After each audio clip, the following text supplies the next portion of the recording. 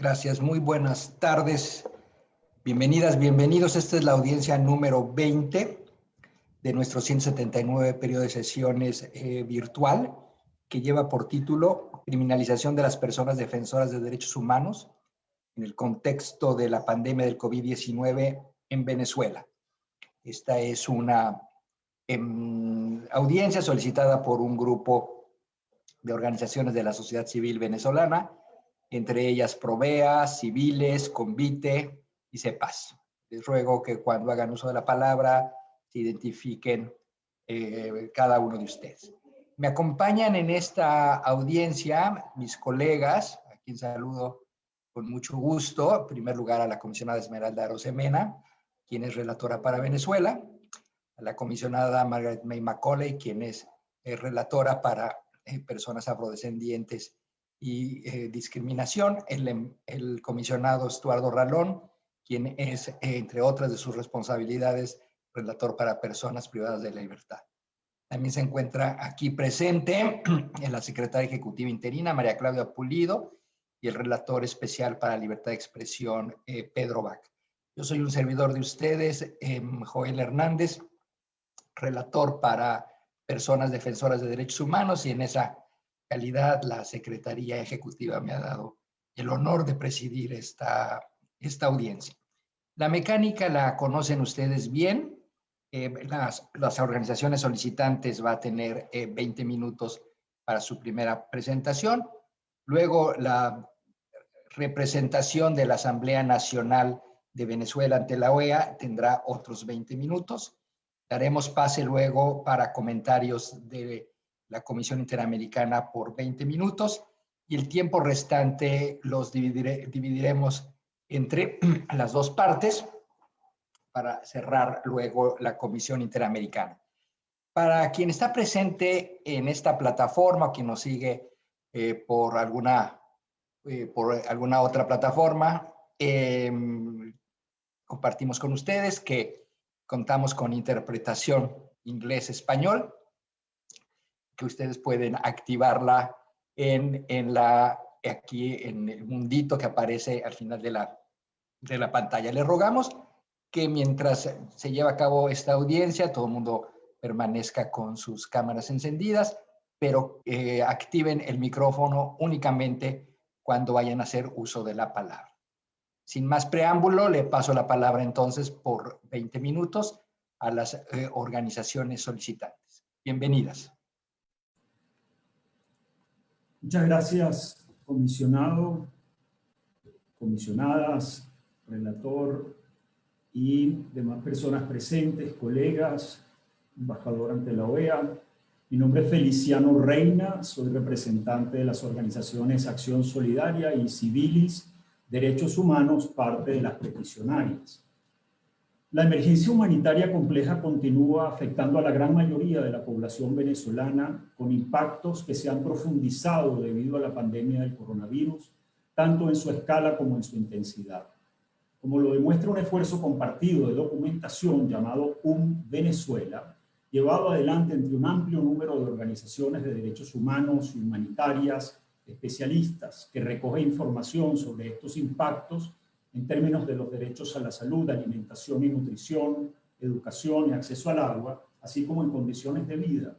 Al menos 19 millones de personas de una población de 28 millones y medio se encuentra en situación de pobreza multidimensional, un incremento de más de 600.000 desde 2019, cuando ya era una situación muy seria. Más de 13 millones están en situación de inseguridad alimentaria, un incremento de más del 40% desde las 9.2 millones que ya había advertido el Programa Mundial de Alimentos luego de su estudio en el terreno de julio a septiembre de 2019, que incrementaría si ocurría alguna situación de impacto adicional. Esto fue antes del coronavirus.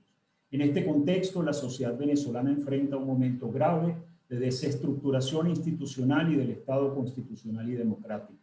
Comunidades, sectores y organizaciones civiles que reclaman derechos y entienden la necesidad de trascender el conflicto político para lograr cambios que tengan como centro la protección de la población, se encuentran amenazadas. Entre los patrones que quebrantan las garantías del derecho internacional de los derechos humanos, destacamos la criminalización intensificada con negativas de registro o procedimientos penales sobre la presunción infundada de delitos de terrorismo, legitimación de capitales e instigación al odio por defender derechos y prestar asistencia humanitaria. La persecución y violencia sistemática contra activistas, periodistas y medios, líderes comunitarios, estudiantes, defensores y defensoras por protestar o informar sobre las privaciones que viven las personas, y restricciones arbitrarias que han conducido a la suspensión, debilitamiento o serias dificultades de operatividad de programas y servicios humanitarios en los que participen organizaciones no gubernamentales. Estos patrones han afectado en mayor o menor medida a la sociedad civil venezolana, siendo graves los casos de la Fundación Mavid, Prepara Familia y Convite, que están presentes hoy en esta audiencia, alimentan la solidaridad y Azul Positivo. En este último caso, con la detención de 5 de sus miembros, excarcelados pero aún sin libertad plena.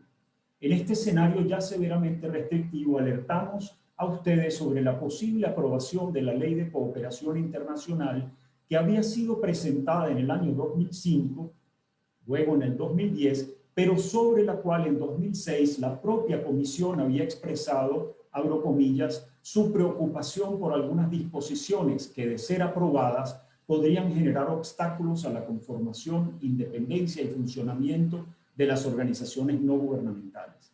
También decía en aquel momento este texto de la Comisión que observa que la vaguedad del lenguaje de algunas disposiciones del proyecto y el amplio margen de discrecionalidad que le otorga a las autoridades encargadas de reglamentar la ley genera el riesgo de que esta norma sea interpretada de manera restrictiva para limitar, entre otros, el ejercicio de los derechos de asociación, libertad de expresión, participación política e igualdad, pudiendo afectar seriamente el funcionamiento de las organizaciones no gubernamentales.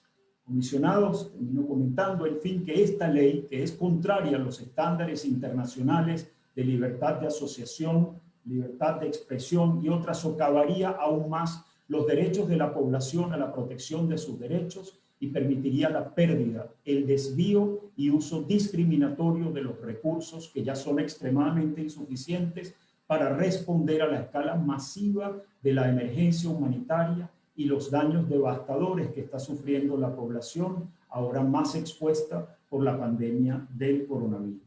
Paso la palabra a mi colega Marino Alvarado. Apreciadas comisionadas y comisionados, el gobierno de facto de Nicolás Maduro piensa que Venezuela es un gran cuartel. Bajo esa lógica, en el contexto de la emergencia de salud por el COVID-19 y la cuarentena decretada, se han producido múltiples formas de abuso contra las personas, algunas ya señaladas por mi compañero Feliciano Reina. La aplicación del decreto de cuarentena se realiza de manera discrecional, sin respetar los sectores más vulnerables y prioritarios. Además, sin el claro entendimiento que los derechos no pueden ser suspendidos, aún en esta emergencia por la pandemia COVID-19. La ausencia de criterios para garantizar derechos propios de una emergencia sanitaria ha jerarquizado el mantenimiento del control sobre la población y el orden sobre el territorio, generando diversas vulneraciones a la ciudadanía. Es decir, ha priorizado la seguridad, entre comillas, por encima de la salud de todas y todos los venezolanos y quienes habitan en este país. Estos abusos han afectado al personal de salud, a los comunicadores sociales, a activistas políticos, a defensores y defensoras de derechos humanos y a personas que han alzado su voz para exigir derechos. Aquellas que en zonas muy humildes del país han salido a exigir sus derechos ante el caos de los servicios públicos. La manera de proceder incluye detenciones arbitrarias, imposición de realización de ejercicios físicos en la vía pública, presuntamente por no cumplir con normas preventivas ante el COVID. Obligación de trabajo forzado por la misma causa. Uso de los medios públicos y redes sociales bajo el control del Estado para promover odio contra actores sociales y políticos, generando riesgo a la integridad física y a la vida. Durante los primeros 10 meses de vigencia del estado de alarma en Venezuela, es decir, de marzo a diciembre del 2020, según los datos recopilados por Laboratorio de Paz y por Provea, fueron detenidos de manera arbitraria un total de 258 personas. Ellos sin contar las detenciones por pocas horas de muchas personas por no usar el tapabocas o no cumplir otras medidas preventivas ante el COVID. Al analizar por género, de esas 258 personas detenidas arbitrariamente, 59 casos representan a detención de mujeres, es decir, el 22,8% del total. En el mes de abril, es decir, el segundo mes después de la cuarentena, fue el mes con mayor número de detenciones arbitrarias. 32,5% de esos abusos se cometieron en el Distrito Capital. Queremos destacar que al analizar el detalle de la suma de detenciones arbitrarias contra defensores de derechos, resaltamos los defensores de derechos humanos laborales. Se produjo durante los primeros 10 meses del estado de alarma la detención de 29 sindicalistas. La mayoría de ellas ocurrieron en el Distrito Capital. Estas detenciones son totalmente contrarias a las recomendaciones que ha hecho la Comisión Interamericana de Derechos Humanos y también las que realizó en septiembre del 2019 la Comisión de Encuesta de la Organización Internacional del Trabajo, quien expresó enorme preocupación por la persecución constante a sindicalistas en Venezuela. En 2021 igualmente se han producido otras detenciones arbitrarias. Entre ellas, como ya lo nombró Feliciano Reina, 5 activistas de la organización Azul Positivo, la del diputado Gilberto Sojo, y ayer la detención del defensor del derecho al agua, Jairo Pérez. Con el COVID-19, la militarización y la política de seguridad nacional se ha reconocido, manteniendo la política de persecución y acoso contra grupos denominados críticos y opositores por razones políticas. La llamada ley del odio se consolida como un instrumento para criminalizar, controlar y para informar sobre personas que hacen denuncias, critican, protestan y exigen derechos. Afirmamos en consecuencia que la persecución por motivos políticos continúa siendo en Venezuela sistemática, tal como lo ha señalado la Comisión Interamericana e igualmente la alta comisionada de Derechos Humanos de Naciones Unidas, Michelle Bachelet. La Misión Internacional de Determinación de Derechos ha indicado que pudiesen constituir crímenes de lesa humanidad estas persecuciones sistemáticas. Ello indica la gravedad de la actuación del Estado venezolano. Obliga a seguir realizando todos los esfuerzos posibles para que los responsables rindan cuentas por sus crímenes. Hay que señalar que de marzo a diciembre del 2020 fueron lamentablemente asesinadas 6 personas en el contexto de protestas por la exigencia de mejora en los servicios públicos. En lugar de atender los justos reclamos de la población, se recurre a la represión con la lamentable pérdida de vidas y una impunidad que alienta la repetición de tan condenables hechos. Le cedo la palabra a mi colega Laura Lausa de la organización Acceso a la Justicia. Buenas tardes, gracias por la palabra, Marino, y bueno, voy a empezar. Muchas gracias. Bueno, la verdad es que la idea hoy es denunciar ante esta instancia el modelo de Estado comunal que se desea implantar desde la Asamblea Nacional Oficialista, a pesar de haber sido rechazado mediante referéndum por la mayoría de la población en 2007, cuando el difunto expresidente Chávez lo propuso. Este modelo debe decirse que ya existe en varias leyes nacionales, pero no ha sido completamente implementado. Sin embargo, la actual Asamblea Nacional, completamente oficialista, aprobó un plan legislativo con 35 leyes que deben ser aprobadas este año. Debemos además decir que estas leyes no las conocemos en su mayoría, no han sido discutidas con la población, y entre ellas destacan justamente, además de la Ley de Cooperación Internacional, a que ya hizo referencia el compañero Feliciano Reina, también algunas relacionadas con el Estado comunal. Y eso nos preocupa altamente, porque el Estado comunal es una forma de Estado y de sociedad que acaba no solo con la sociedad civil organizada, que es justamente el tema de la audiencia, sino en general con el ciudadano, con la sociedad civil, y transforma a un grupo de ciudadanos en una especie de órganos que son parte del Estado, pero que en realidad son parte también de una comunidad. Me voy a explicar mejor. Primero que todo, debe decirse que esta ley ha sido aprobada, una de estas leyes ha sido aprobada en primera discusión. Se trata de la Ley de Ciudades Comunales. Según esta normativa, cada ciudad comunal tiene una carta fundacional, una suerte de constitución o pacto social, y tienen poderes públicos, estas instancias comunales, como si fueran el poder nacional. De hecho, es una réplica con 5 poderes públicos. Se trata de ciudadanos organizados en comunidades que no son elegidos por voto universal directo y secreto, y que tienen, sin embargo, potestades y presupuestos públicos. Incluso se prevé que se les pueden transferir potestades de municipios, de estados o del propio poder nacional. Pero estos ciudadanos y estas instancias están sometidas al Ejecutivo, y particularmente al Ejecutivo Nacional, porque su reconocimiento depende de este.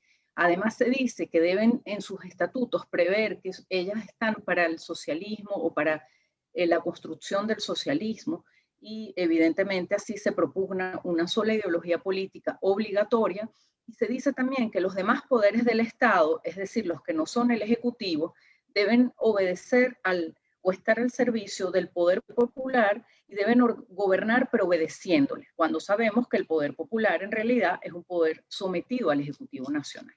Evidentemente, esto es muy grave porque además se dice que los ciudadanos o estas instancias comunales van a prestarse servicio a ellas mismas, servicios públicos, pero pueden ser castigadas, pueden ser revisadas por el Estado Nacional, vamos a decir, y particularmente por el Ejecutivo, incluso por el manejo de fondos. Entonces vemos que allí va a haber un control social todavía mayor. La justicia es la justicia de paz, pero depende de la justicia nacional. Se crean instancias dentro de las instancias comunales de atención a la víctima, a la mujer como víctima de violencia, y evidentemente con todo esto desaparecen principios como la libertad de la persona, la soberanía democrática, el Estado de Derecho, la separación e independencia de poderes, la responsabilidad del Estado, porque además no hay ninguna forma real fuera dentro del Estado Nacional y el Poder Ejecutivo en particular de saber qué pasa dentro de esas instancias, y por supuesto el Ejecutivo Nacional y el Estado en general no da cuenta tampoco al ciudadano, porque además el propio ciudadano es parte de ese Estado. Entonces es obvio que esto va a empeorar la situación de la emergencia humanitaria que ya vivimos, el control del poder político que tiene el gobierno de Maduro, y además paulatinamente desaparece lo poco que queda de la sociedad civil y también de la organizada, no solo de la sociedad civil en general. Muchas gracias. Beatriz Borges, del Centro Justicia y Paz, CEPAS. El rol de las organizaciones de la sociedad civil venezolana ha sido fundamental en la esfera de los órganos de protección internacional de derechos humanos en términos de documentación, denuncia e incidencia ante las graves violaciones a los derechos humanos que ocurren en nuestro país, Venezuela. Las organizaciones de la sociedad civil hemos sido consecuentes en la contribución y la remisión de información sobre esta crisis de derechos humanos que atraviesa el país ante estos órganos y mecanismos de supervisión de derechos humanos, como lo ha sido los procedimientos especiales de Naciones Unidas, la Oficina de la Alta Comisionada de las Naciones Unidas para los Derechos Humanos, la Misión Internacional Independiente de Determinación de los Hechos sobre Venezuela y esta misma comisión. Sin embargo, frente a esta labor de incidencia internacional de la sociedad civil, que no busca más que crear estos espacios para la respuesta efectiva en beneficio de la población venezolana, particularmente tomando en cuenta el quiebre de la institucionalidad y el deterioro del sistema de justicia en Venezuela, que imposibilita a las víctimas buscar protección y reparación de derecho entre tribunales nacionales, nos hemos encontrado en un país con un entorno restrictivo de derechos marcado por un patrón de criminalización, persecución, represión, campañas de estigmatización y represalias, contraria a la sociedad civil que realiza su labor. Vale destacar que el entorno restrictivo en el ejercicio de derechos se extiende a demás actores que forman parte del espacio cívico y personas disidentes que han sido considerados como disidentes en la política de Estado y quienes hoy detentan pues el poder. Desde CEPAS, a través de nuestro monitoreo, hemos registrado en apenas los 2 primeros meses del año 2021 127 hechos que constituyen actos de persecución y criminalización que incluyen amenazas, estigmatizaciones, censuras, detenciones arbitrarias, allanamientos irregulares, tratos crueles e inhumanos, entre otros patrones, contra dirigentes políticos, diputados, trabajadores del Poder Legislativo, trabajadores de la prensa, medios de comunicación, organizaciones de la sociedad civil, entre otros actores de la sociedad. Y pues algunos casos que fueron mencionados por mi colega de Provea y que hemos también consignado consecuentemente a esta Comisión Interamericana. Los derechos que corresponden al espacio cívico, como la asociación, reunión, manifestación, opinión, expresión y participación, son sistemáticamente socavados en Venezuela, restringiendo además el entorno propicio para la defensa, protección y promoción de los derechos humanos de todos los venezolanos y las venezolanas. Finalmente, y como también lo mencionaba mi colega Marimo, queremos reiterar que frente en este entorno restrictivo de persecución y criminalización, la misión de determinación de los hechos de Naciones Unidas identificó en su más reciente informe la perpetración de delitos de persecución por parte de las autoridades venezolanas. Estos actos cometidos contra las organizaciones de la sociedad civil y contra los demás actores que componen el espacio cívico se marcan dentro de este señalamiento de crímenes de lesa humanidad, siendo parte de un ataque generalizado y sistemático, y de allí la necesidad de reforzar la labor de supervisión y protección de la situación que atraviesa Venezuela por parte de los órganos de protección de derechos. Por estas razones expresadas, solicitamos ante esta comisión, primero, que rechace y exija el fin de la aplicación de patrones de criminalización, persecución y represión, contenidos contra la sociedad civil venezolana y demás grupos que conforman el espacio cívico nacional por parte de las autoridades que controlan los poderes públicos. Demande a las autoridades nacionales la restitución y garantía de los derechos que permitan la existencia de un entorno propicio y democrático y seguro en que la sociedad civil pueda desenvolverse libremente. Tercero, requiera que las autoridades nacionales condiciones seguras y habilitantes para que la sociedad civil, atendiendo a la emergencia humanitaria compleja que atraviesa el país, implemente los programas y actividades humanitarias sin restricciones ni impedimentos indebidos.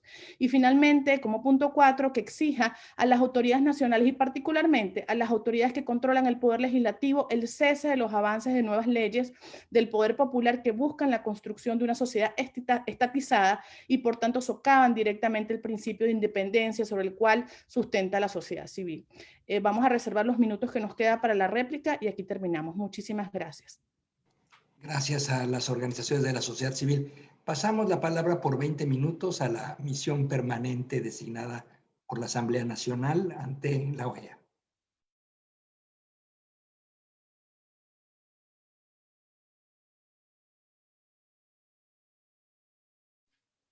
Muchísimas gracias, comisionado Joel Hernández. Saludo a los demás comisionados presentes, a la señora Margaret Macaulay, a Estuardo Rolón, y a Esmeralda Arosemena, quien es la relatora para Venezuela. Igualmente saludo la presencia de mis compatriotas y amigos Feliciano Reina, Marino Alvarado, Laura Alonso y Beatriz Rangel. Y nuevamente, como lo he hecho en otras ocasiones en que me ha tocado asumir la representación del Estado venezolano en audiencias como esta, quiero recordar el carácter muy atípico de estas audiencias en lo que concierne a la situación venezolana. Aquí, cuando teníamos estas reuniones presenciales, había una mesa de un lado de la sala y otra mesa enfrente, donde estaba la representación del Estado. Bueno, esa separación de estar la representación de Venezuela ante la OEA enfrente de las organizaciones defensoras de derechos humanos no se da en la realidad venezolana de hoy. Esta representación venezolana ante la OEA está al lado de las organizaciones de derechos humanos respalda los planteamientos que hacen, los refuerza, los ayuda y trabajamos en muy estrecha coordinación con ellos. Llegará un día en que nos tocará además asumir, de ser el caso, la defensa del Estado, pero sí queremos garantizar que nuestro sueño es que nunca venga un representante del Estado venezolano a tratar de disimular, disminuir, socavar los argumentos presentados por organizaciones que tienen por objeto preservar los derechos humanos, que son un patrimonio común de los que estamos sentados en esta reunión virtual. La vulnerabilidad de los defensores de derechos humanos es uno de los temas importantes que nos ocupa. Hemos tenido noticias a través del año, el equipo de la misión que trabaja en esta materia y que nos acompaña hoy, que son Rafael Castillo y Laura Campilla, tienen una comunicación diaria con la Comisión y con las organizaciones de derechos humanos y con el comisionado para los derechos humanos y su equipo que trabajan desde Caracas. Y esta situación de vulnerabilidad evidentemente nos causa una inmensa preocupación. Se trata de golpear a defensores de derechos humanos y a trabajadores que dedican con una mística y una capacidad de sacrificio increíble, se dedican a la defensa de los más desposeídos, tratando de llevar ayuda humanitaria a quienes se encuentran en este momento totalmente desguarnecidos por la ausencia de un Estado que brinde protección y de un sistema económico y social que permita al venezolano de a pie ganar su sustento y tener acceso a la alimentación que se requiere, a la educación, a los servicios públicos. Entonces, la situación que vivimos nosotros aquí en la OEA es fundamentalmente el respaldo a la gestión o al desempeño que tienen en Venezuela los defensores de derechos humanos. Y cuando ustedes vienen aquí, y eso se lo digo y se lo repito a los señores comisionados, no van a conseguir de mi parte una refutación de los planteamientos que ustedes hacen, sino más bien un inmenso respaldo. Aquí no se trata de defender, ni muchísimo menos de ocultar o desvalorar planteamientos y denuncias que nosotros sabemos que son ciertas. Y en consecuencia, lo que puede esperarse de la misión venezolana ante la OEA es un respaldo a lo que los denunciantes han venido formulando y que para nosotros son una razón de ser de una lucha política que se libra en Venezuela por restablecer la democracia, restablecer el respeto a los derechos humanos y en dos palabras, restablecer la vigencia de la Constitución. Hay elementos legislativos que son especialmente importantes. La ley contra el odio se ha convertido en un instrumento que indudablemente es una fuente de atropellos y una puerta abierta a la arbitrariedad.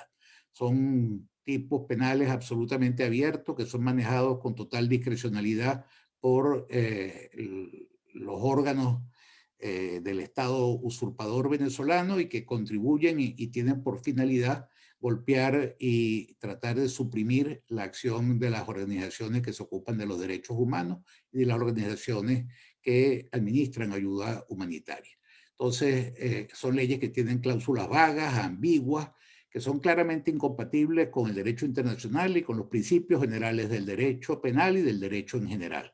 Y ese tipo de leyes nos causa una gran preocupación, como nos preocupa también todo lo relativo a la legislación que pretende vincular a las organizaciones defensoras de derechos humanos con terrorismo, con crimen organizado, con lavado de dinero. Todo esto son pretextos que utiliza una dictadura para golpear y perseguir a personas que son vistas por ella como una amenaza contra el régimen. Es decir, la cara que dan frente a la opinión pública nacional e internacional las organizaciones de derechos humanos es precisamente lo que quieren borrar los instrumentos jurídicos y administrativos de la dictadura, y frente a eso van a conseguir siempre el rechazo del gobierno interino que encabeza el presidente Juan Guaidó. Para nosotros, la situación que vive Venezuela desde el punto de vista de los derechos humanos es similar a la de otras épocas de dictadura que ha conocido Venezuela. Esta situación lamentablemente no es nueva. No hay ningún país que tenga un respeto absolutamente irreprochable de los derechos humanos, pero es muy distinto las violaciones ocasionales que puedan producirse en cualquier parte del mundo con la violación sistemática de los mismos como una política de Estado. Y frente a eso tenemos nosotros una posición absolutamente clara y que queremos que quede como absolutamente nítida ante los señores comisionados. Quiero hacer, para terminar, una referencia al problema del Estado comunal planteado por la doctora Louzo. Allí hay una violación abierta de la Constitución al pretender sustituir la organización del Estado prevista en el texto fundamental de 1999 por una organización paralela, cuya propuesta fue ya una vez derrotada por la vía de un referéndum en ocasión de un intento de reformar la Constitución y que el pueblo venezolano puso de lado. Esto vuelve a la palestra, son un catálogo de más de 30 leyes que se pretenden aprobar por parte de una asamblea producto de un fraude electoral, asamblea cuya legitimidad ha sido desconocida por la Organización de Estados Americanos desde antes de su elección, al rechazar la forma como se convocó la elección y cómo se realizó la elección, así como el resultado producido, que en ningún caso refleja la voluntad popular como lo ordena la Constitución. Entonces, esa legislación está viciada en su origen y en la forma, por las razones que acabo de mencionar, pero está viciada también en el fondo, en el sentido que lo que pretende implantar en Venezuela no tiene nada que ver con un Estado democrático, no tiene nada que ver con un Estado de Derecho y contraviene todos los principios de organización del Estado que están consagrados en la Constitución venezolana. Entonces, frente a eso también tendrán las organizaciones que defienden los derechos humanos un apoyo del gobierno interino y de esta misión ante la Organización de Estados Americanos. Como lo he hecho en otras oportunidades y les pido a los comisionados que acepten continuar con esta política, prefiero dejar que el tiempo que tiene el Estado venezolano lo usen los que vienen aquí a presentar quejas, a presentar denuncias. Creo que tienen una información que en algunos casos manejamos nosotros, en otros casos para nosotros es nueva, y me parece muy, muy importante dejarles el mayor espacio, el mayor lapso posible de tiempo para que ellos expongan con toda latitud lo que consideran que son las violaciones sistemáticas de los derechos humanos que ocurren en Venezuela. Si los comisionados no tienen inconveniente de los 20 minutos que dispongo, pues me quedarían 12 que quedarían a disposición de las organizaciones de la sociedad civil venezolana aquí presentes para continuar o ampliar las denuncias que están haciendo. Muchísimas gracias. Gracias a usted, embajador Terré. Vamos a pasar ahora al segmento de comentarios de comisionadas y comisionados y el Secretaría Ejecutiva, el relator especial. Así que le ofrezco en primer lugar la palabra a la comisionada Esmeralda Arosemena, relatora para Venezuela. Comisionada. Muchísimas gracias, señor presidente de esta audiencia. Buenas tardes a todos y a todas. Quiero expresar en primer lugar un reconocimiento a esta fortaleza de la sociedad civil en estas organizaciones, Provea, Civiles, Convite y CEPAS.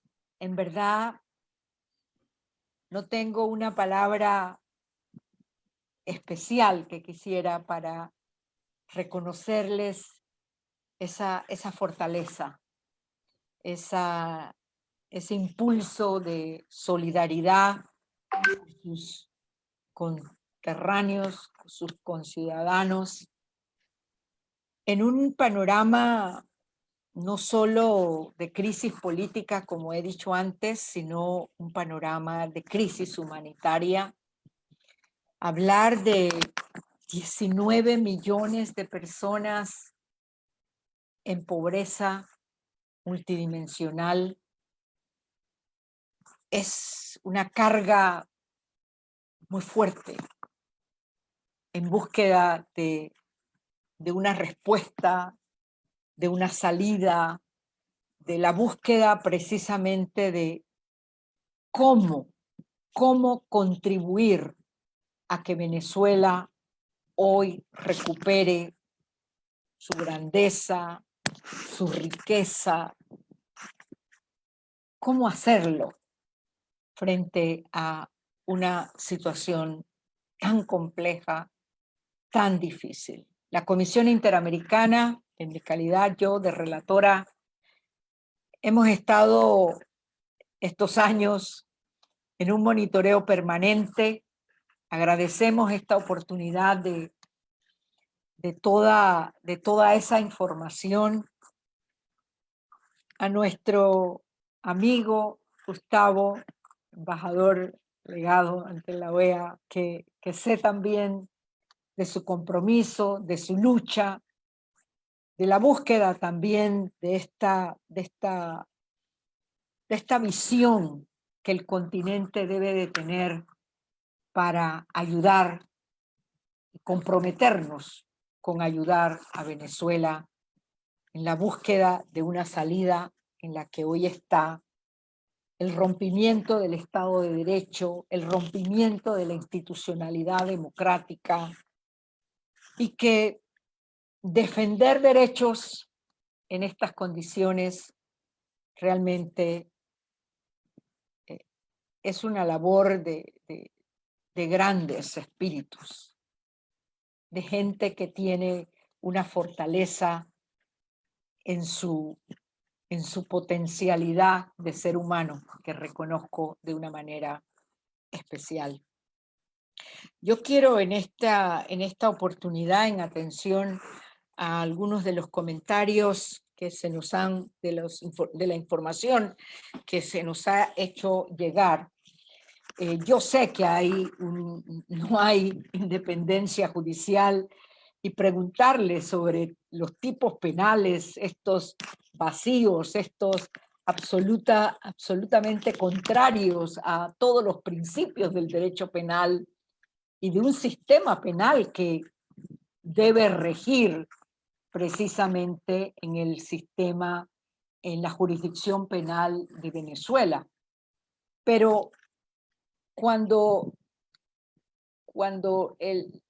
la propia normativa está totalmente desprovistas precisamente de los principios que rigen el derecho penal en general, el derecho penal como institución del mundo. Esta posición de los órganos jurisdiccionales frente a las acciones que ustedes hayan podido plantear, precisamente porque no son válidos esos tipos penales.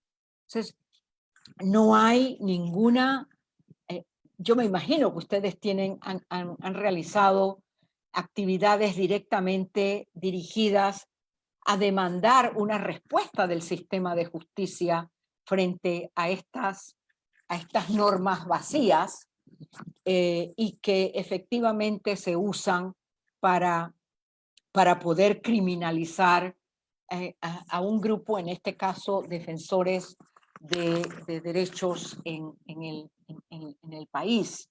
Entonces, un poco esa posición del propio sistema jurisdiccional venezolano, ¿cuál es?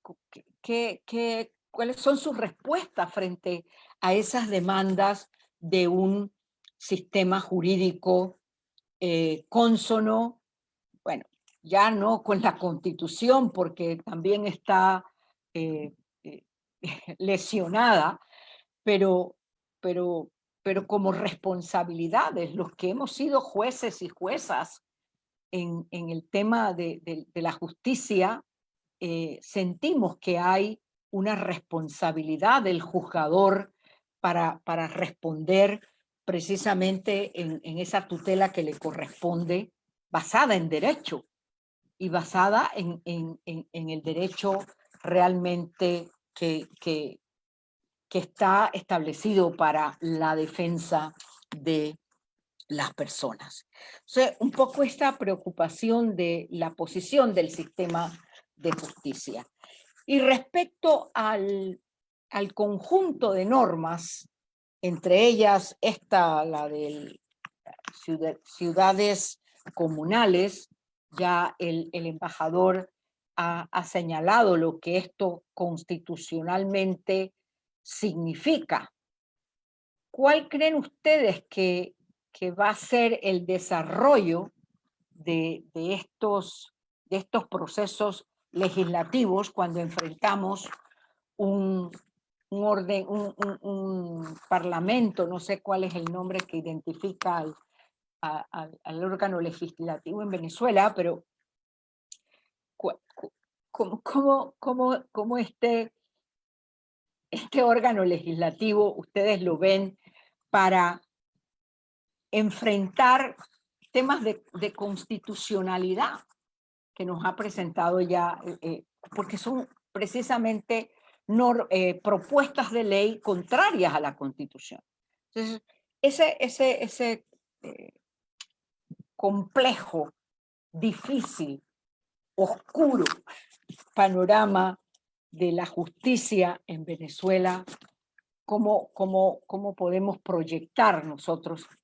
Indiscutiblemente la Comisión va a dar un seguimiento continuo, permanente, haciéndonos también eco y respaldando las posiciones de los otros organismos internacionales que ya se han pronunciado en esta materia. Pero es esa visión de los órganos del Estado que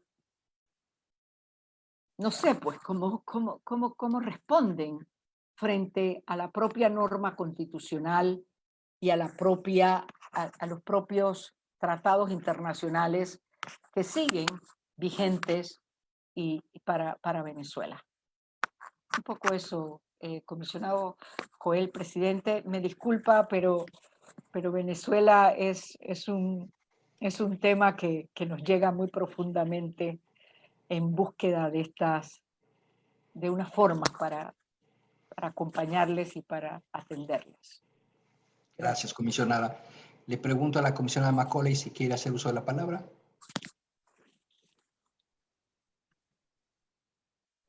Thank you, Mr. President, and my dear sister Esmeralda. I assure you I will not be as long as Esmeralda. So she's country rapporteur. I am very concerned about Venezuela, and every time we have a hearing about it, I feel very, very sad, because that was the country which one hoped and showed such promise. Rich country, and now to hear us, as my sisters, as you said, 19 million people out of 28 million live in poverty and extreme poverty. And lots of them have no potable water. This is terrible.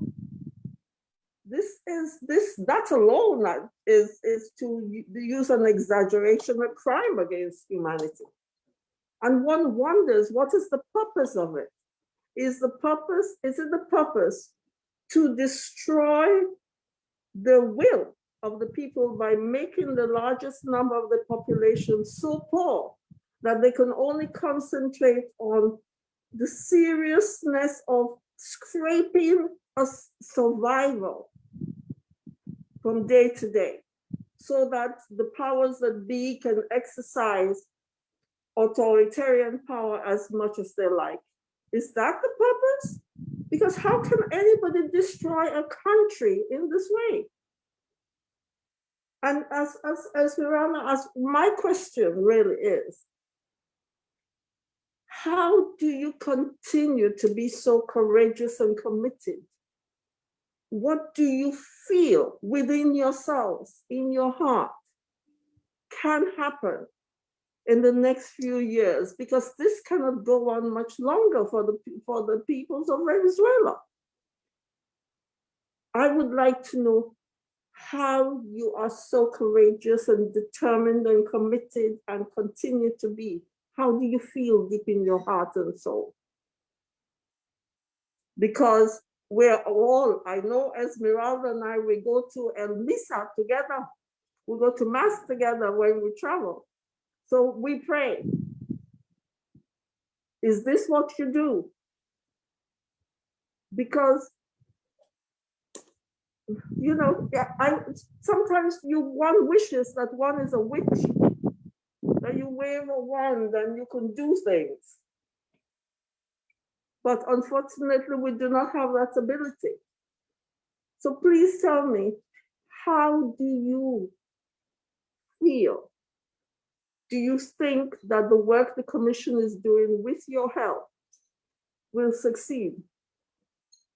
We know time is not our own. We know nobody can remain forever in this world and things must change. But for how long can you wait? And for how long can the people of Venezuela wait? So, my friends, my question is about your feeling. I will pray and continue praying. Thank you. Gracias, comisionado. Le pregunto al comisionado Ralón si quiere hacer uso de la palabra. Sí, muchas gracias, presidente. Muy amable. Un saludo a mis colegas.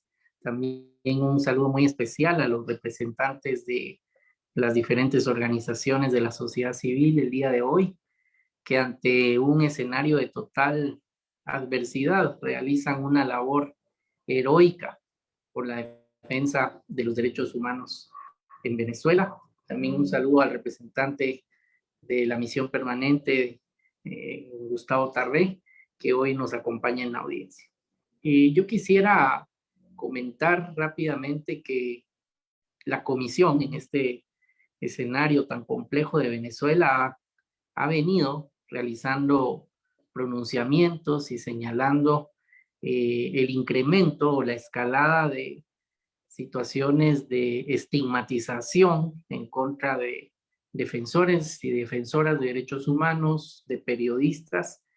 El 5 de febrero de 2021 se emitió un comunicado conjunto con la Relatoría de Libertad de Expresión, donde precisamente se señalaba la preocupación por el cierre de todos los espacios democráticos, por la utilización de frases que estigmatizaban a defensores, defensoras, periodistas como enemigos, y donde básicamente se les advertía que no continuaran con una labor de pronunciamiento sobre todo este tipo de violaciones.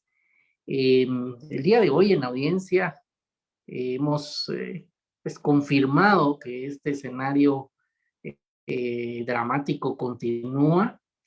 Nosotros seguiremos en nuestra labor de denuncia cuando corresponda, de otorgamiento de medidas cautelares, de pronunciamientos para visibilizar esa situación, que es, digamos, un apoyo que nosotros podemos dar a la lucha que ustedes realizan. Y el día de hoy, pues, tal vez destacar que he tomado nota de lo que nos ha dicho Laura Sousa, me parece, sobre describirnos este tema de la ciudad comunal.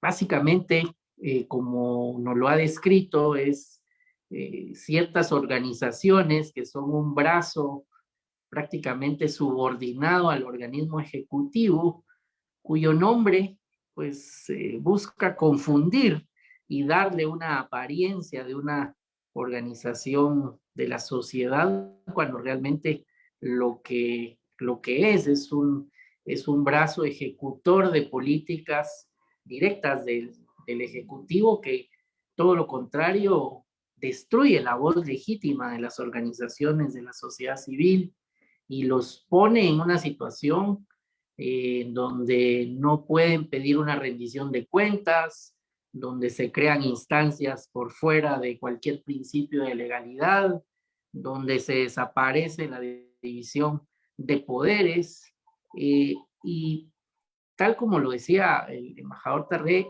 ya hubo en una ocasión un referéndum en donde el pueblo venezolano dijo que no a este modelo que hoy pareciera que se pretende implantar con 30 leyes según se menciona.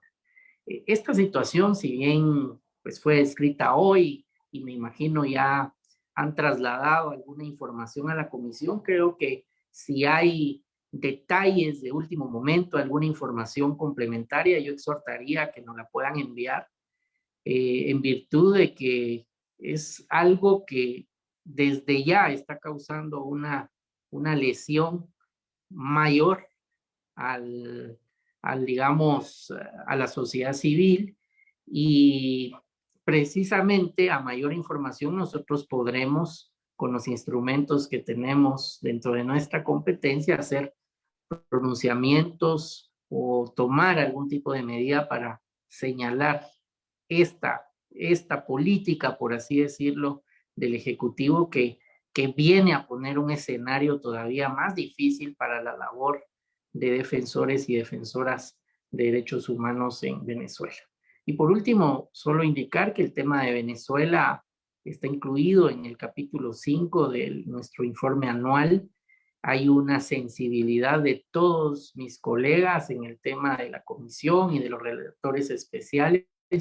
Es un tema de máxima prioridad y nosotros estamos para servirles a las órdenes para que podamos apoyarlos en esta lucha heroica que realizan como defensores y defensoras ante un escenario tan adverso. Únicamente, presidente. Muchas gracias. Gracias, comisionado. Estamos por agotar el tiempo asignado a la comisión, pero estoy seguro que el relator especial quiere tomar la palabra, así que le concedo los últimos minutos. Muchas gracias, presidente, y un saludo extensivo tanto a quienes solicitaron esta audiencia como a todos los demás que participan.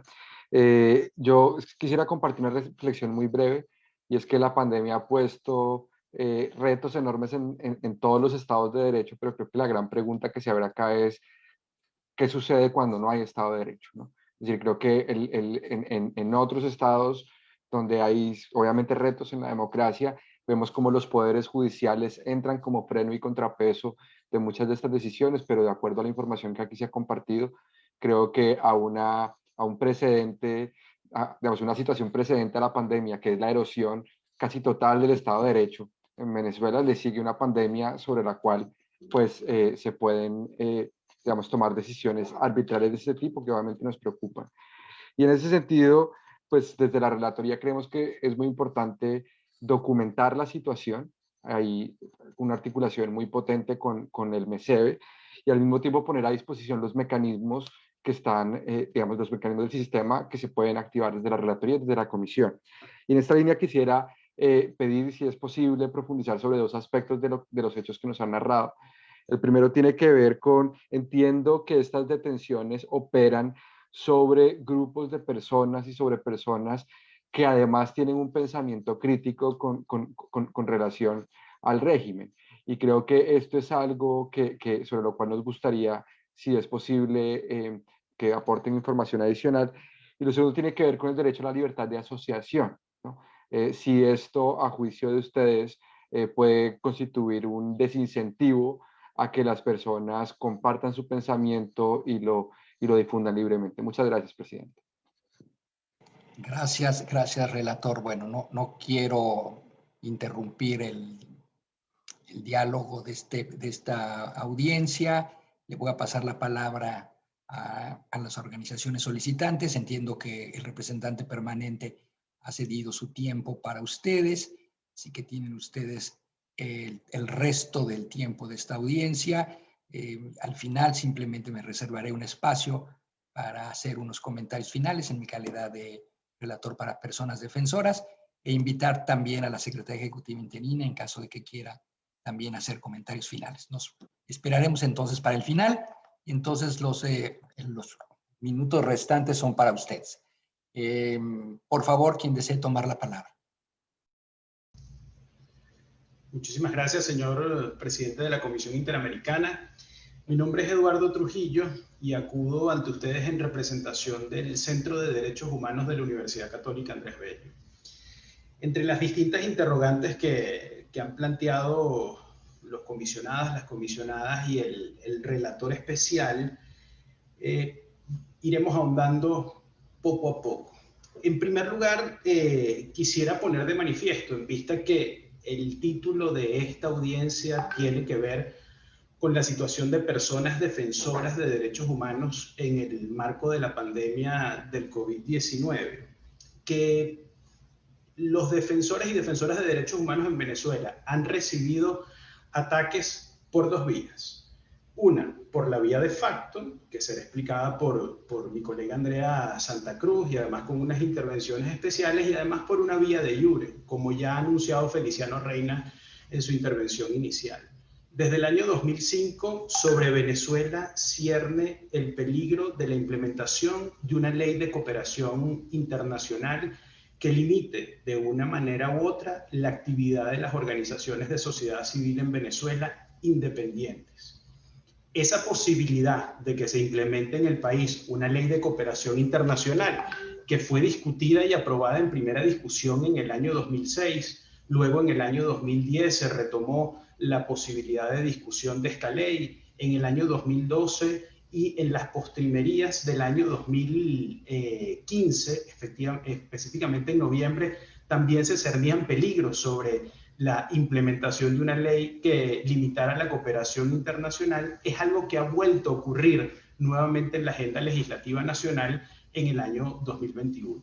No es un secreto para la Comisión Interamericana que, en base a la información que ha proporcionado la Asamblea Nacional electa en el mes de diciembre del año 2020, uno de los proyectos calificados como prioritarios en la agenda legislativa nacional es la aprobación de una ley de cooperación internacional.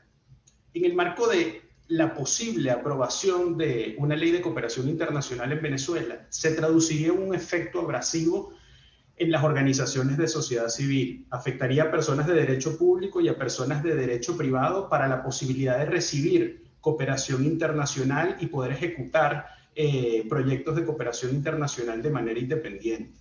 La regulación vigente en Venezuela en materia de cooperación internacional data del año 1958 y hasta el año 2006 no habíamos tenido, a criterio del Parlamento venezolano, la necesidad de adaptar esta regulación.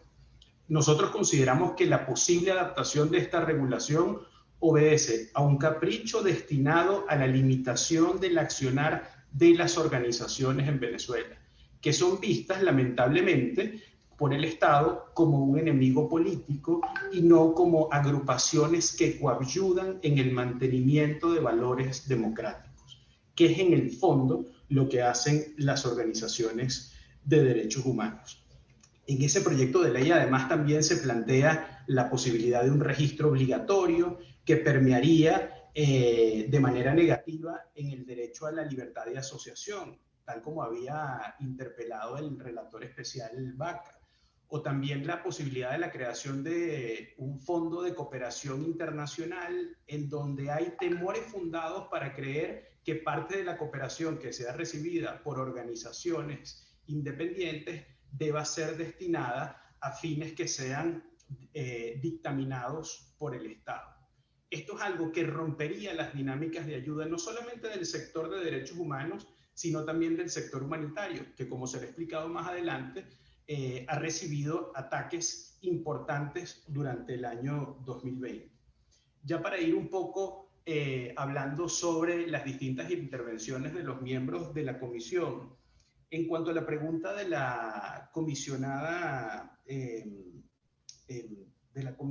Arosemena en torno al Estado comunal y en torno a cómo responde el Estado venezolano desde el punto de vista constitucional a la posible implementación del Estado comunal en Venezuela, pues la respuesta la tienen ustedes mismos, porque han hecho pronunciamientos en torno a eso, y es que el Poder Judicial venezolano no es un poder independiente, Ya en esta audiencia se mencionó que esa es una figura que no se encuentra contenida en la Constitución. Y aquí más bien las organizaciones de la sociedad civil lo que deseamos es que la Comisión Interamericana cada vez más pueda ir reforzando el MECEBE para dar respuesta a este asunto y a otros. Además que pueda atender de una manera más rápida los pedimentos de medidas cautelares que se hacen y que no solamente sean aprobadas las medidas cautelares en torno a asuntos de integridad y vida, como sabemos que es la práctica actual de la Comisión Interamericana de Derechos Humanos. Y un punto esencial, la Comisión Interamericana de Derechos Humanos eventualmente debería volver a empezar a someter casos contenciosos ante la Corte Interamericana de Derechos Humanos, bien sea usando el argumento de la ratificación con efectos retroactivos de la Convención Americana de Derechos Humanos o utilizando los otros tratados que dan competencia a la Comisión y a la Corte para conocer de casos contenciosos. Esos son instrumentos que puede utilizar la Comisión Interamericana. Ante la pregunta que hizo la comisionada Macaulay sobre cómo nos sentimos los defensores de derechos humanos, en el año 2020 profundamente atacados. ¿Cuál es la capacidad de resistencia que tenemos acá en Venezuela? Todavía tenemos muchísima capacidad de resistencia. Esta es nuestra tierra, creemos en principios y valores en el marco de un Estado de Derecho, de un Estado democrático, de un Estado en donde se propugne la igualdad ante la ley, y vamos a defender eso en tanto y en cuanto sea posible. Ese es el sentir de la sociedad civil venezolana. Ahora cedo la palabra a mi colega Andrea Santa Cruz. Gracias. Muchísimas gracias a los comisionados y comisionadas y al relator especial por sus comentarios y sus preguntas. En particular, quiero pues abordar las preguntas realizadas por la comisionada Arosemena con respecto a la situación de los órganos jurisdiccionales frente a lo que serían las leyes que se han presentado. Y creo que un ejemplo que nos es muy útil en este momento es lo que ha realizado el Tribunal Supremo de Justicia en contra de la Asamblea Nacional en su gestión anterior, en donde todas las leyes fueron declaradas inconstitucionales, con lo cual mostraba un claro patrón de acción en contra de esa Asamblea Nacional, que a su vez tenía una línea contraria al gobierno nacional, pero además, y conectando con lo que en el marco en el que versa esta audiencia, que es la pandemia, analicemos los decretos con los cuales ha sido establecido el estado de alarma. En Venezuela el primer decreto del estado de alarma fue el 13 de marzo, se han establecido 13 decretos, 11 veces tanto el decreto como sus prórrogas, aun cuando la Constitución venezolana establece que el decreto podría haber durado 30 días, prorrogables 30 días más, con lo cual, ya en clara contravención a lo establecido en nuestra Constitución, la Sala Constitucional, por el contrario, ha señalado la constitucionalidad de este decreto, uniéndonos además a la idea de que Venezuela vive en el marco de un decreto de emergencia económica que ha sido prorrogado por 31 veces, declarado y prorrogado en 31 oportunidades, y todas declaradas constitucionales por la Sala Constitucional venezolana. Esto es un ejemplo solamente de cómo el Poder Judicial venezolano, y como ustedes bien lo saben porque así lo han señalado en múltiples informes, el Poder Judicial venezolano no es independiente ni imparcial. Por el contrario, a nuestro entender es una herramienta de persecución política y una herramienta que garantiza impunidad para todos aquellos que se manifiesten más bien a favor o conforme a los intereses de quien hoy tiene el poder de facto en Venezuela. Lo segundo que creo que es importante destacar es que cuando se señala sobre qué pasa cuando no hay un Estado de Derecho, que lo señalaba el relator Vaca, bueno, lo que pasa es que tenemos en el contexto venezolano una emergencia humanitaria compleja que se ve agravada por una pandemia mundial. Ese escenario lo que nos indica es que estamos en un escenario favorable para agravar las violaciones graves de derechos humanos, para profundizar las violaciones graves de derechos humanos y los crímenes de lesa humanidad que están ocurriendo en Venezuela. Y eso implica un compromiso no solo de las organizaciones venezolanas en materia de derechos humanos, sino también de la comunidad internacional en atender profundamente lo que está pasando en el país. Creemos que efectivamente en Venezuela las instituciones se han quebrado, eso es parte de la razón por la que existe una emergencia humanitaria compleja, que no tenemos una justicia independiente, no tenemos un gobierno democrático, se ha desmantelado las instituciones, se ha desestructurado el funcionamiento económico y social, en fin, esa emergencia humanitaria compleja que vivimos, pues es un escenario que debe ser señalado constantemente y no olvidado en la situación venezolana. Y además, en ese contexto, el Estado venezolano ha decidido hacer acciones que cierren prácticamente el espacio cívico venezolano y por eso vemos es una profundización del hostigamiento en contra de las organizaciones venezolanas. Hemos visto allanamientos sin órdenes judiciales. Hemos visto allanamientos que tienen órdenes judiciales, pero que no por eso son menos arbitrarios, porque no cumplen con las formalidades reales para llevarse adelante. Ni siquiera se da en el marco de un proceso penal sobre el que tenga conocimiento esa organización o las partes. De hecho, cuando se busca información, lo que se obtiene es no respuestas, es una total opacidad en ese sentido, con lo cual las organizaciones lo que nos sentimos, cuando nos preguntan cómo nos sentimos profundamente preocupadas, pero profundamente comprometidas con la documentación, denuncia y difusión, porque estamos comprometidas con las víctimas, porque somos en oportunidades la única voz de las víctimas, el único espacio en el que ellas sienten que pueden hablar y en consecuencia eso nos llena de mucha fuerza para seguir actuando día a día en la medida de nuestras posibilidades. Con respecto a, la cuestión sobre las detenciones sobre grupos de personas que tienen pensamiento crítico. Recientemente, la Fact-Finding Mission o la Misión Internacional Independiente para la Determinación de los Hechos y hacía su oral update o su actualización oral sobre lo que estaba analizando y señalaba que temía que efectivamente se estaba ampliando el término enemigo interno y se estaba incorporando a las organizaciones de la sociedad civil venezolana. Y creo que eso, complementando lo que decía mi colega Eduardo Trujillo, pues el gobierno que tiene el poder de facto no considera a las organizaciones de derechos humanos como un poder político, pero sí al ser disidentes, al de alguna manera manifestar aspectos con los que ellos no se sienten cómodos, que son tan simplemente señalar pues las denuncias de violaciones de derechos humanos, eso es suficiente para que efectivamente estemos en el marco de la estigmatización y el uso de programas o espacios como radio, televisión nacionales para atacar a las organizaciones de derechos humanos. Con esto cierro mi intervención y doy oportunidad para que hable Catherine Martín.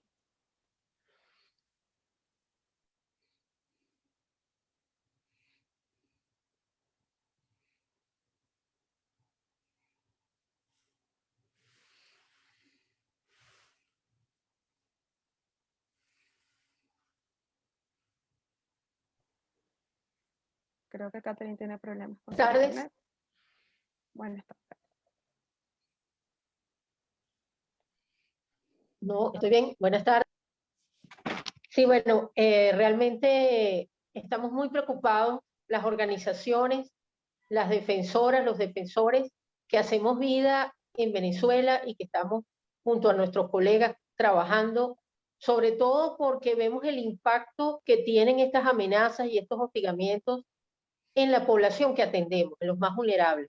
Por ejemplo, en el caso nuestro, desde Prepara Familia, que trabajamos con los niños, niñas, adolescentes hospitalizados, las mujeres cuidadoras, ellas son las que reciben el impacto de todas estas amenazas y hostigamientos, porque cuando hay situaciones las cuales no podemos resolver, porque no podemos continuar con nuestro trabajo, no podemos hacer el monitoreo que normalmente hacemos, cuando tenemos esos impedimentos y ellas no pueden recibir la ayuda humanitaria, por ejemplo, que les corresponde por derecho, o que no se puede realizar el monitoreo de los derechos humanos, documentar lo que a ellos les pasa, pues realmente esto les viene afectando realmente a ellos.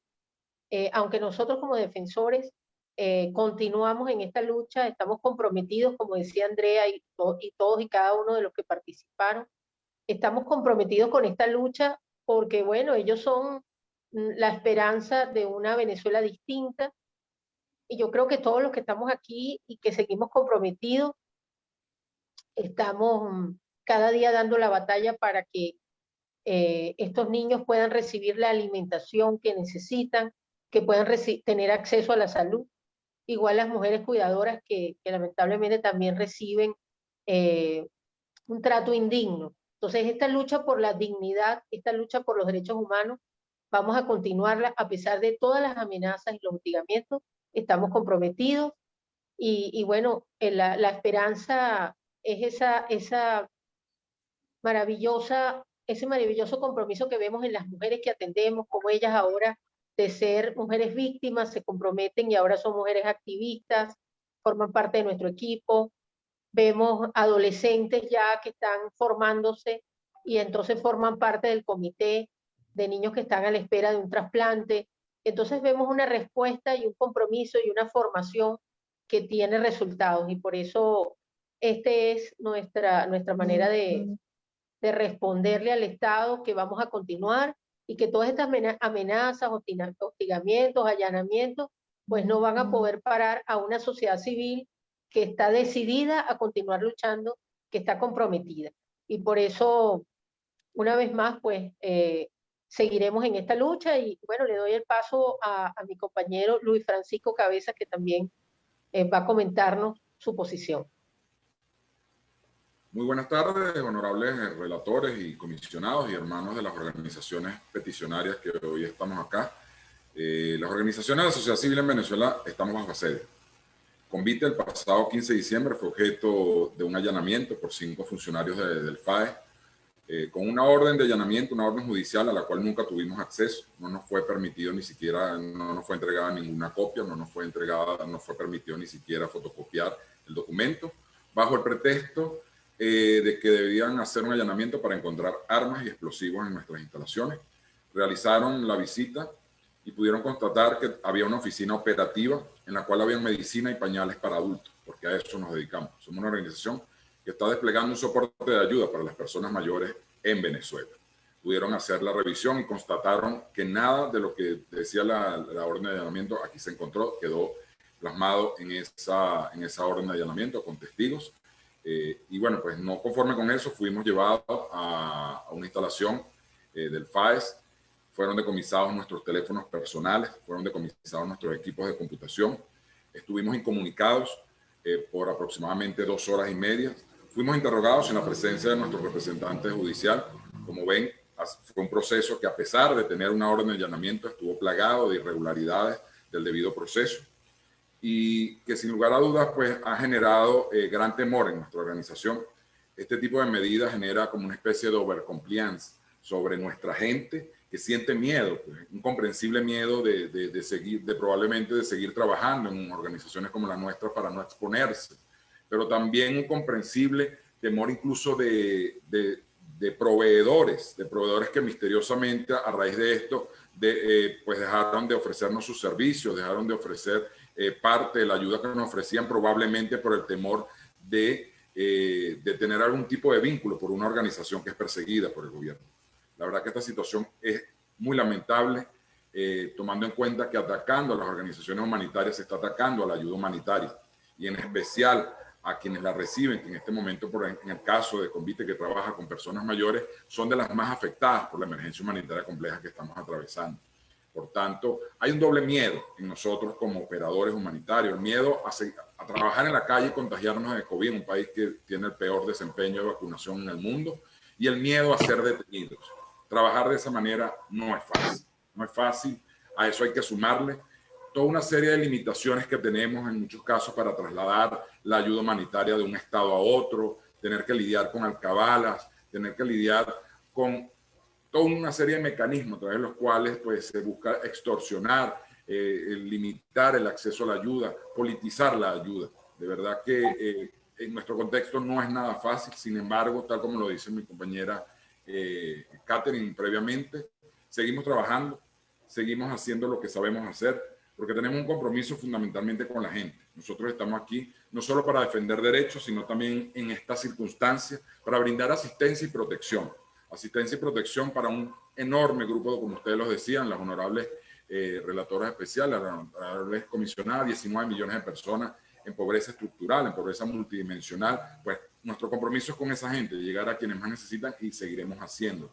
Pero sin lugar a dudas, hay un contexto bien difícil y bueno, pues precisamente ese es el objeto de esta audiencia. Quiero culminar diciendo que el día de hoy me fue realizada una entrevista y me preguntaron si me consideraba un perseguido. Dudé por un instante en responder y lo que pude responder es que creo que nunca antes me había pasado por la mente decirle a mi hijo de 9 años a qué me dedico y explicarle a mi esposa qué debe hacer si a mí me llegaran a detener. Eso nunca en mi vida lo había hecho. Ahí comprendí que efectivamente sí soy un perseguido. Mi hijo estuvo presente en el allanamiento y siempre me pregunta y tuve que explicarle qué hacemos, por qué lo hacemos y que sepa que lo que hacemos lo hacemos por este país. Gracias.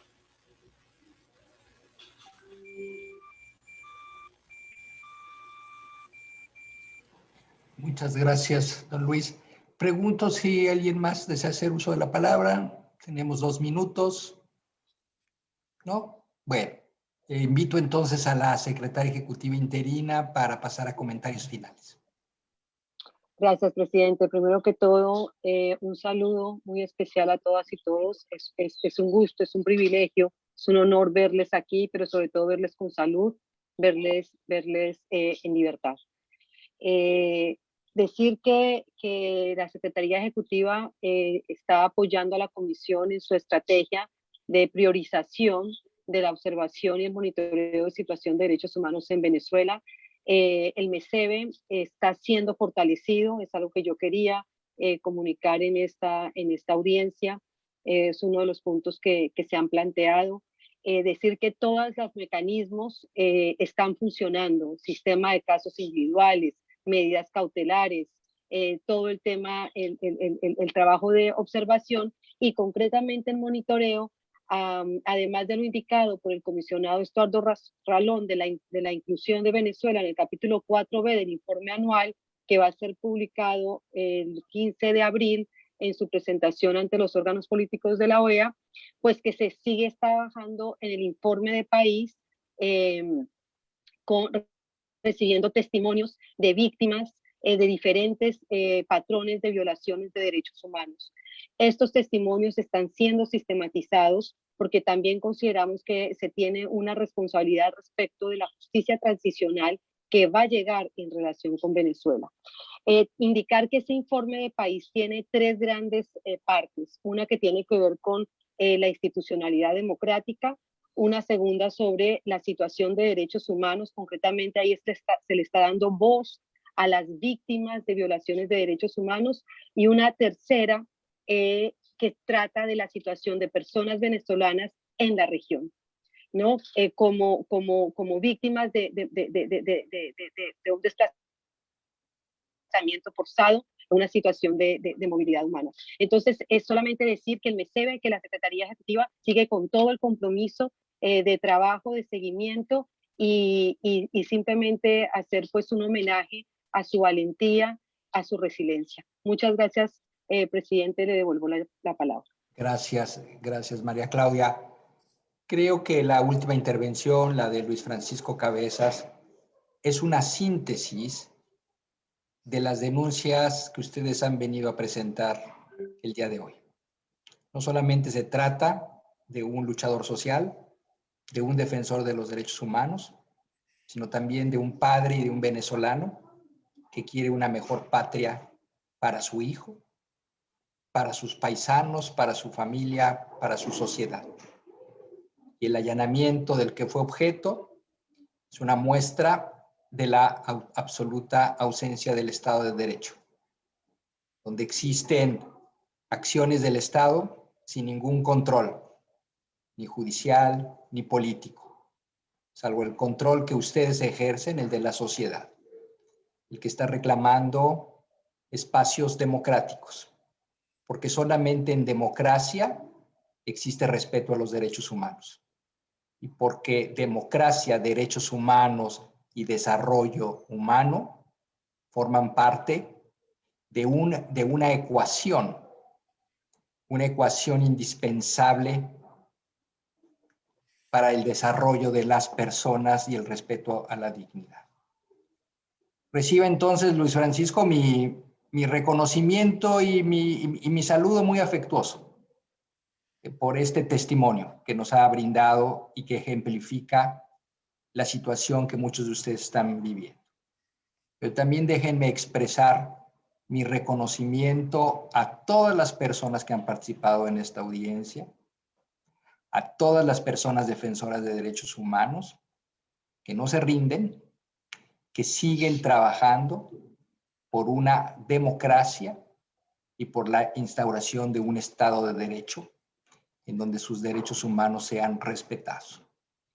La secretaria ejecutiva interina ha presentado a ustedes de una manera muy amplia el trabajo que viene realizando el conjunto de la comisión, no solamente el MECEBE, sino todos los que la integramos. Mis colegas aquí presentes, las comisionadas, el comisionado Ralón, el relator especial para la libertad de expresión, la relatora especial DESCA y todo el equipo de la Secretaría que trabajan de manera coordinada para poner en práctica, para poner en marcha esta caja de herramientas que tiene la Comisión Interamericana para la defensa de los derechos humanos y las libertades fundamentales en las Américas y ciertamente en Venezuela. Nos preocupa la situación que sucede en Venezuela.